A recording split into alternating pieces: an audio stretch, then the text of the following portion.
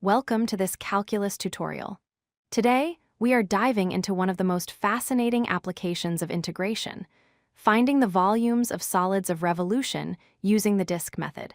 This topic connects 2D geometry with 3D space in a powerful way. First, let's understand what we are building.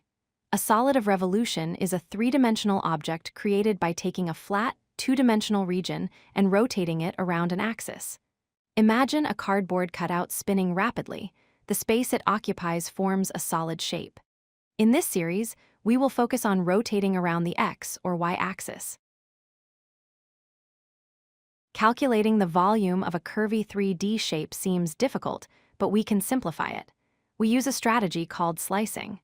Just like we approximate area under a curve using rectangles, we can slice our solid into thin vertical strips.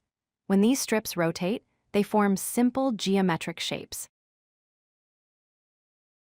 When a single rectangular strip rotates around an axis, it sweeps out a cylinder. We call this a disk.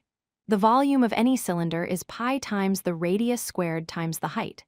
For our calculus disk, the radius is determined by the function height, r of x, and the height of the cylinder is the tiny width of the slice, dx. To get the total volume, we add up the volumes of all these tiny disks using a Riemann sum. However, an approximation isn't good enough. By taking the limit as the number of disks goes to infinity and their width approaches 0, our summation turns into a definite integral.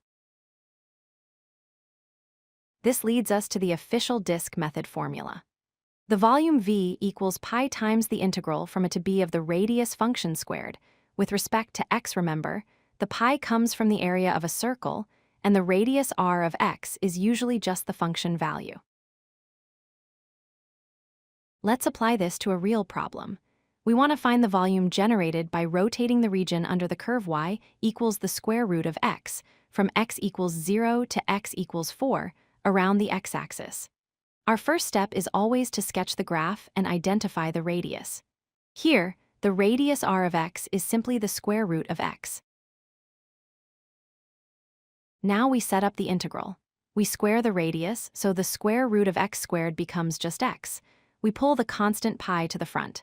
The integral of x is x squared over 2.